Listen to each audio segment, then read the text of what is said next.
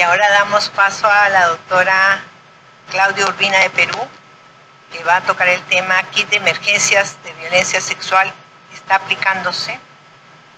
La doctora Claudia Urbina es especialista en ginecobstetricia, Universidad de San Martín de Porres, es IFEPAC, es past presidente de la Sociedad de Sogia Perú, es médico asistente del Hospital Rebagliati y del Instituto Nacional de Salud del Niño y tiene una maestría en epidemiología en la Universidad Federico Villarreal. Doctora Claudia Urbina tiene 20 minutos. Muy buenos días con todos, gracias por la invitación. Voy a hablar el día de hoy del kit para la atención de violencia sexual y si se está aplicando en Perú. La violencia de los niños y los adolescentes en el Perú ya que esto va a afectar el desarrollo tanto físico, psicológico y el bienestar de miles de jóvenes. Este fenómeno está arraigado en la sociedad peruana y requiere una atención urgente. A diferencia ya de las ponentes anteriores, en Perú hay un poco de retraso en la aplicación, en la educación, en la capacitación, en la supervisión y en el manejo multisectorial en las políticas, en la atención de la violencia sexual. Podemos decir que en el Perú existe de enero a abril del 2024 28.000 casos de violencia sexual, de los cuales en los menores de 6 años equivale a un 16.7% y en violencia sexual en el total de casos un 35.4%. Cuando hablamos de género, vemos que la violencia sexual es mayor en las niñas, en un 69.3%. Y cuando hablamos de reincidencia, hablamos de un 4.5%. Hay niveles de riesgos en muchos casos, como han mencionado los factores por los cuales se dan estas violencias, la mayoría de estas intradomiciliarias. En familias monoparentales, generalmente. Vamos a ver que hay un vínculo de relación familiar en un 76.6%. Muchas veces los padres, los padrastros, hasta los hermanos, hemos visto casos de violencia familiar. En relación a la distribución geográfica en el Perú, tenemos un 20.8% en lo que es Lima metropolitana, Arequipa un 11.1%, Cusco 6.3%, La Libertad 6.2%, Lima provincia en un 5.2%. En una evaluación en el año 2016 hecho por el módulo de atención de maltrato infantil en el Instituto de Salud del Niño, se pudo evidenciar que casi el 39% era violencia sexual.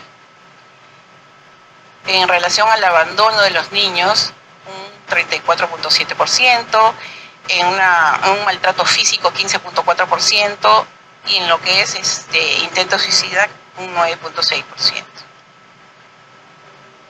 ¿Qué nos dice la directiva de atención en relación al uso del kit para la atención de violencia sexual?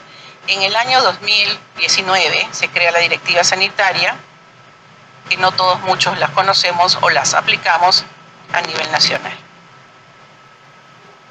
En el año 2020 se hace la norma técnica de salud en relación a la atención integral para mujeres afectadas por violencia sexual. Como ya se ha hablado, existe un impacto en el bienestar de las niñas y adolescentes. Impacto en relación a un trauma físico, psicológico, ansiedad, depresión, estrés postraumático y otros problemas de salud. Problemas en el aprendizaje, problemas en la concentración, bajas calificaciones escolares o los niños y adolescentes ya no quieren seguir terminando los estudios. Hay riesgos de enfermedades, las enfermedades de transmisión sexual y el embarazo infantil. Dificultades en las relaciones interpersonales, en la familia, con los amigos, con los pares. Entonces, ¿quiénes debemos tener conocimiento de lo que es el kit de violencia sexual? En general, todas las personas deben tener conocimiento de esta norma y la aplicación del kit de violencia sexual. No solo los profesionales de la salud, sino desde el que trabaja en vigilancia, los colegios, los educadores, los padres de la existencia de esta norma técnica y cómo aplicarla. En relación al personal de salud, esta directiva se va a aplicar en los diferentes establecimientos de salud, a diferentes niveles, desde el nivel 1 hasta el nivel 4 en algunos institutos. ¿Quién lo aplica?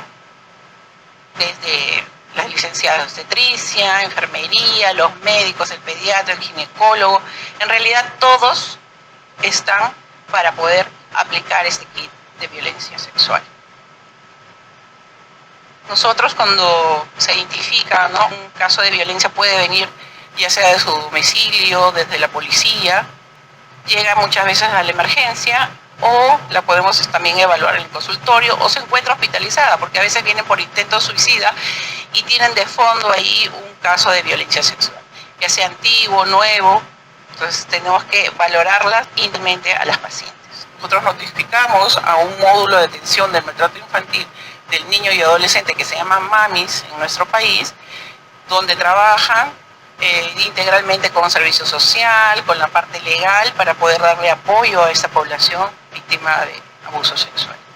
Y debemos aplicar lo más pronto posible lo que es nuestro kit. Como primera línea, nosotros aplicamos lo que es el ANIM, ¿no? Entonces, escuchar activamente, no juzgar, no validar, informarse sobre las necesidades y preocupaciones, mejorar la seguridad y apoyar.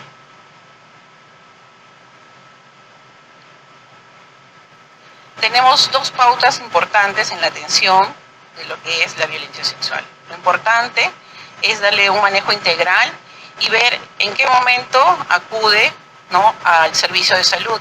Lo ideal es que sea en las primeras 72 horas para que pueda inmediatamente darse el kit de violencia. Pero también puede llegar tardíamente, porque muchas veces hay demora en que el paciente que haga la denuncia policial, o va al centro de emergencia mujer, luego a medicina legal, luego a la fiscalía, y ya llega al hospital para que reciba su kit de violencia y ya pasaron más de las 72 horas. Entonces, este kit, esta norma técnica, tiene como finalidad y objetivo seguir en los establecimientos de salud la atención oportuna e integral a mujeres que han sido afectadas por violencia sexual. Es un kit gratuito, de distribución nacional, no se necesita que el paciente se identifique con su DNI para poder brindarlo. Y que tiene como disposiciones generales, ¿no? Entonces, paciente post-exposición, nosotros damos las pruebas rápidas de VIH, de sífilis, las pruebas de hepatitis, y damos los antibióticos para la prevención de lo que es la infección de transmisión sexual, como la ceftriaxona, penicilina, citromicina y los antirretrovirales, según los esquemas que tenemos y según también los pesos. Está en la directiva, si es, ¿no?, más de 40 kilos, menos de 40 kilos, está en la norma técnica. Y también es importante hacer el diagnóstico oportuno en ese momento del embarazo y hacer un adecuado seguimiento también. No solamente es brindarle el kit, sino hacer el seguimiento posterior. En la norma técnica lo divide también de acuerdo a los establecimientos y los niveles de atención que dar en el kit de violencia, porque no todos los establecimientos tienen los kits completos. También en los establecimientos hay que tener en cuenta el peso en cuanto a la relación de los niños, ¿no? En relación al peso niño se va a dar, ¿no?, también de acuerdo al pesaje del niño. Y en relación también a lo que es el esquema retroviral, ¿no? Es importante también tener en cuenta lo que es la anticoncepción oral de emergencia, ¿no? Utilizar el levonorgestrel, ya sea de 0,75, 2 dosis, o de 1,5, una dosis. Y si no tenemos ya el método Yuspe para poder usarlo. A veces los establecimientos no tienen la píldora de anticoncepción de emergencia y podemos utilizar 4 tabletas, ¿no?, cada 12 meses. ¿Qué pruebas hacer? Hemos hecho las pruebas rápidas. Algunas instituciones tienen las pruebas serológicas, algunas sí les dan inmediatamente los resultados, otras no, puede pasar 3-4 días. Es importante también la vacunación de difteria, tétanos y la prueba de embarazo. ¿Cómo hacer cuáles son las disposiciones de acuerdo a los resultados, ¿no? Entonces, si tenemos una prueba reactiva positiva, ya sea para VIH o hepatitis, no va a la profilaxis, tiene que ir al tratamiento. Y si no es reactiva, si iniciamos la profilaxis, ya sea para hepatitis o VIH, y también para sífilis. Entonces, los establecimientos de salud centrados en las víctimas se proporcionan servicios de 24/7. Eso es en el papel, en la norma, pero no en la práctica. No tenemos equipos especializados en las instituciones, ya sean del Seguro Social o del Ministerio de Salud, que sean dedicadas exclusivamente para el grupo de violencia sexual. No hay capacitaciones continuas ni supervisiones continuas para ver si tienen los kits completamente. Debe darse, dice la norma, una atención sin espera. Sin embargo, cuando van a emergencia, muchas veces desde hace pasar el tópico de cirugía y luego que venga el especialista, que sería el ginecólogo de guardia. Un espacio para la consulta privada no existe porque no hay un ambiente diferenciado para este grupo de violencia sexual. Dice, disponibilidad de archivo seguro y con llave. Tampoco. En la práctica hemos visto que las diferentes instituciones no las hay, ¿no? Porque dicen debemos tener confidencialidad, pero no se lleva a cabo. Folletos informativos, si ustedes van a las emergencias, no hay ningún folleto. Y ese kit es para tratamiento preventivo, más no prevención antes del evento, ¿no? La posibilidad de recambio también es responsabilidad de cada centro, de que a veces el kit se usa y no se repone inmediatamente o falta algún medicamento durante para los procesos siguientes que tengamos que hacer.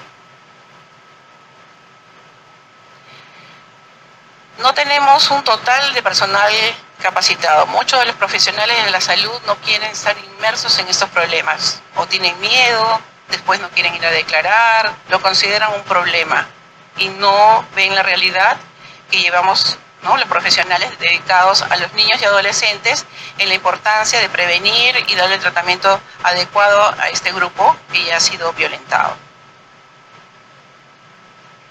En la atención del personal también es importante que se esté capacitando continuamente y tenga una llegada a los pacientes de forma adecuada. La persona sobreviviente siempre tiene que estar acompañada de un familiar o la persona que elija. El personal debe explicarle lo que se va a hacer, qué sigue, debe calmar la ansiedad de la familia y del propio niño o adolescente que acude.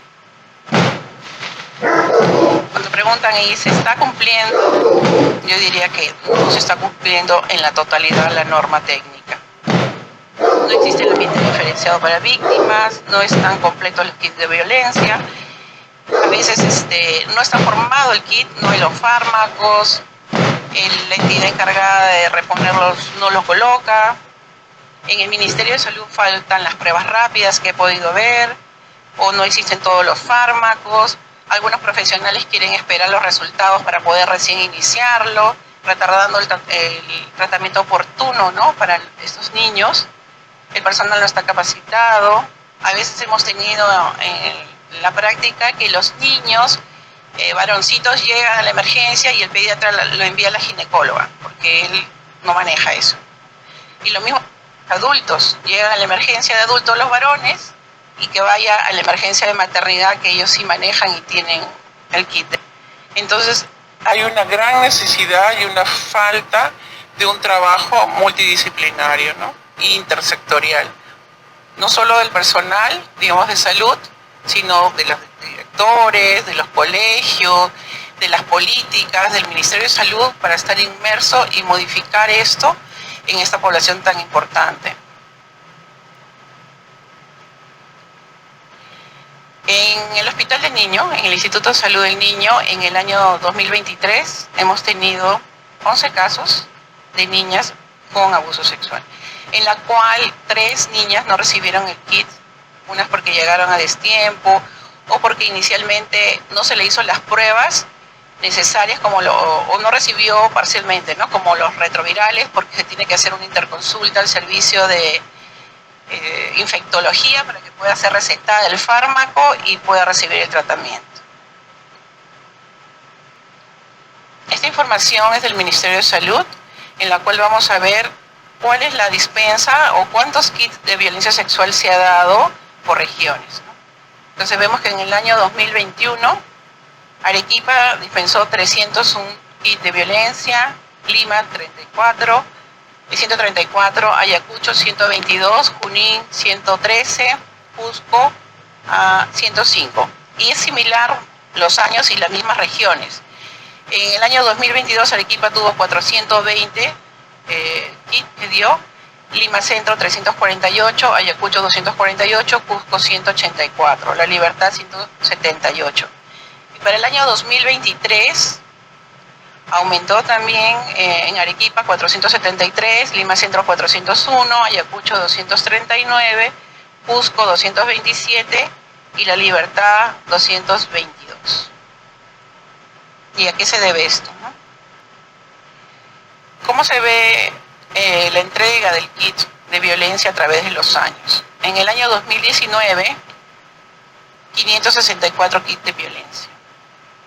En el año 2020, 1.325. En el año 2021, 2.518 casos. Y en el año 2023, 3.849 casos. Hay un aumento lento, pero existe un aumento en la entrega de los kits de violencia. Y en relación a la entrega por grupo etario, ¿no? Tenemos que de 10 a 15 años se entregaron 42% de kits de violencia, de 15 a 18 años 18.4% y en los menores de 10 años 3.6%. ¿Y quién deriva a la víctima para la entrega del kit de violencia? Tenemos los centros de emergencia mujer en un 53.4%, la comisaría 13%, medicina legal casi un 3% y fiscalía 2.4%. Y otros que pueden ser los privados o algunos familiares que derivan a la emergencia, ¿no?, para la atención de violencia. Otra información que he querido compartir es que en el año 2023 se han contabilizado 16.296 denuncias por violencia sexual, de las cuales 6.270 corresponderían a violaciones, y que el mayor grupo etario ha sido entre 12 y 17 años de las violencias que han habido. Y solo se han entregado 2.425 kits en los centros de salud vinculados al Ministerio de Salud. Para lo que va en el año 2024, solo tenemos un 9% de víctimas de violencia sexual que logró acceder a un kit de emergencia este año, de enero a abril. ¿Qué dice Infobae?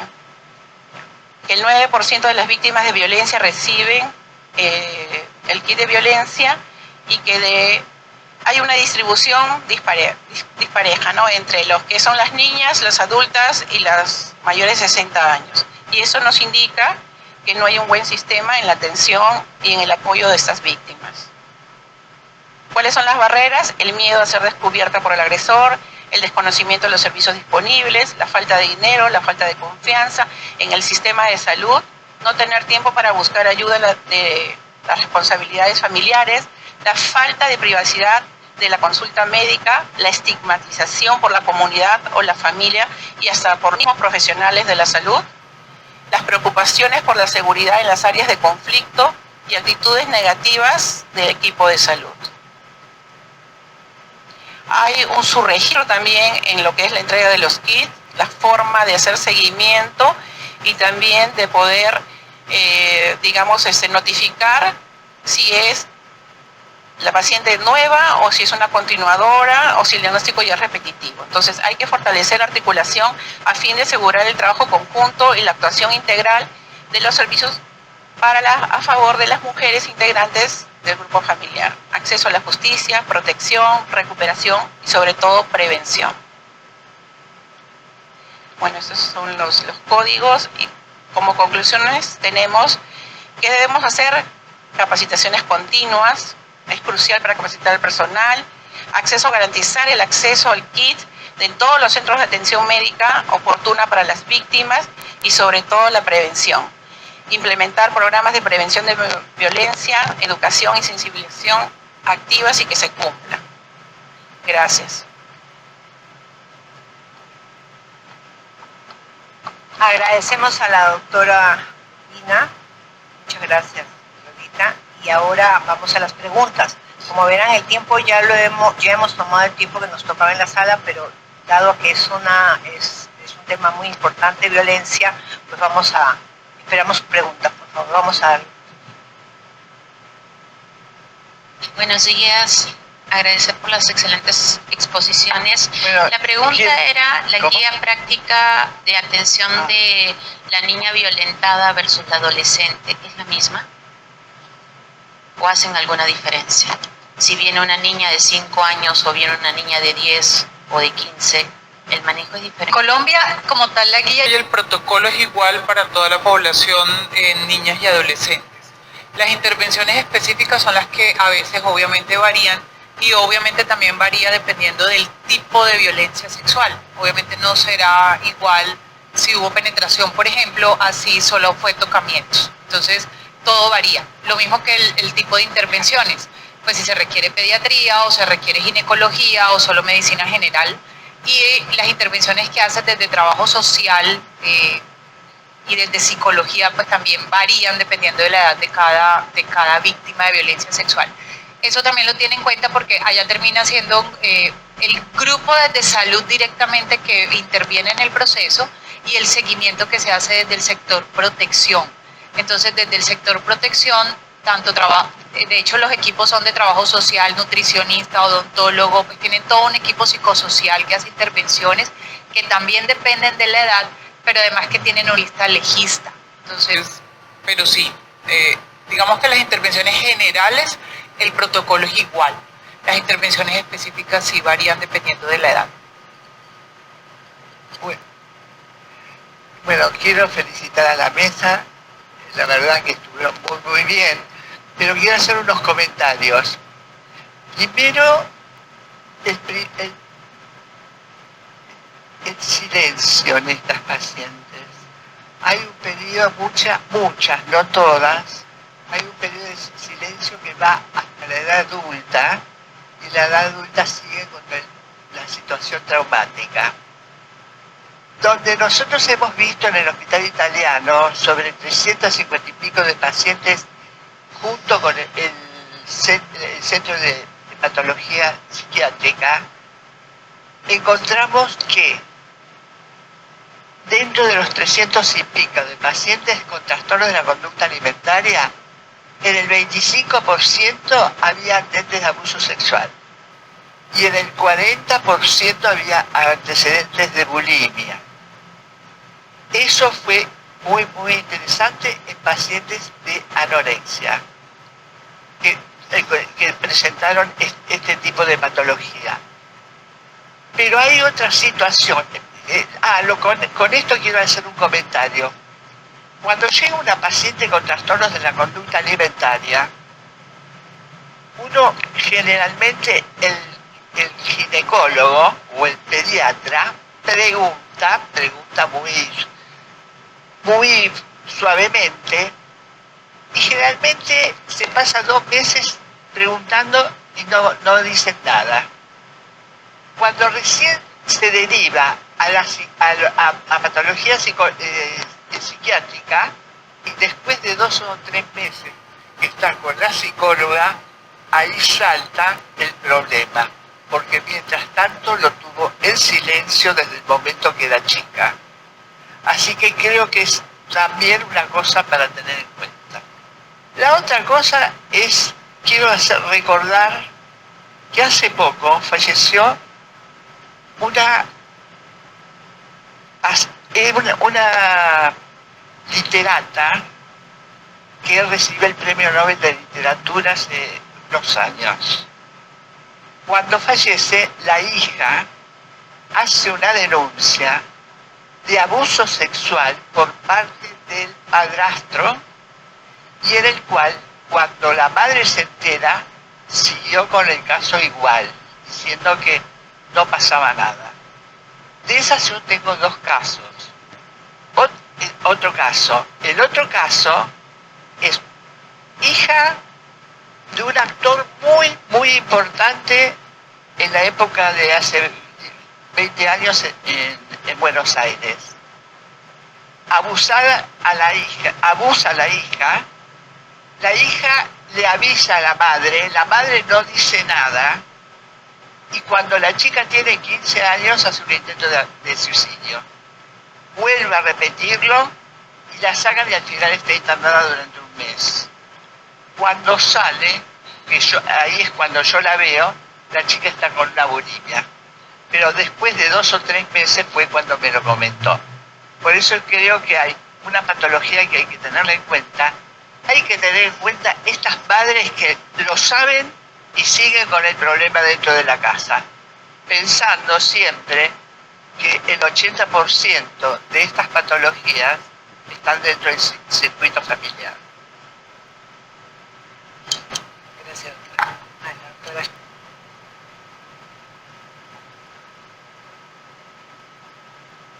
Quiero hacer 2 preguntas. Yo soy doctora Andrea Uneo de Chile. La primera, la doctora Sica. Le quería preguntar por qué en su país hay un plazo de 14 semanas para los embarazos infantiles, si nosotros sabemos y se sabe que esas niñas consultan, más de la mitad de esas niñas consultan después de las 14 semanas, las niñas embarazadas. ¿Qué justificación tiene para llevar a esas niñas a un embarazo forzado? ¿Por qué está ese plazo ahí y no está ese plazo para la patología, la inviabilidad fetal o el riesgo vital materno? Y para la doctora Urbina le quería preguntar o sugerir o plantear que las normas del KIT cambiaran la acitromicina por la doxiciclina, por todas las nuevas investigaciones que se han hecho de la vía rectal, y la amoxicilina, que no tiene efecto en la vía rectal. Entonces hay que hacer, también le sugiero, de acuerdo a las nuevas normas de la CDC, una actualización del KIT. Muchas gracias. Hola. Bueno, ¿por qué no lo sé. La ley se votó, por suerte la tenemos, y la sola condición de que la niña o el adolescente quiera interrumpir el embarazo ya la habilita a interrumpirlo. Se optó por extender el plazo, eran de 12 semanas, por violaciones hasta 14 semanas y 6 días. Si me preguntás, si esto es una opinión totalmente personal, creo que nos quedó corta la ley, y sin dudas nos encantaría, sobre todo en estos casos, poder ir mucho más allá de esta edad gestacional, sin dudas. Pero bueno, es la ley que tenemos, es la ley que se votó, es una ley que fue muy discutida. Nosotros somos pioneros en la región. No sé si vinieron a la charla de la doctora Estefan en el primer día del Congreso. Y yo estoy convencida que nos quedó corta, pero también estoy convencida que la tenemos y que tenemos que cuidarla. Que así como ganamos en derechos, podemos retroceder. No tengo otra cosa para aclarar.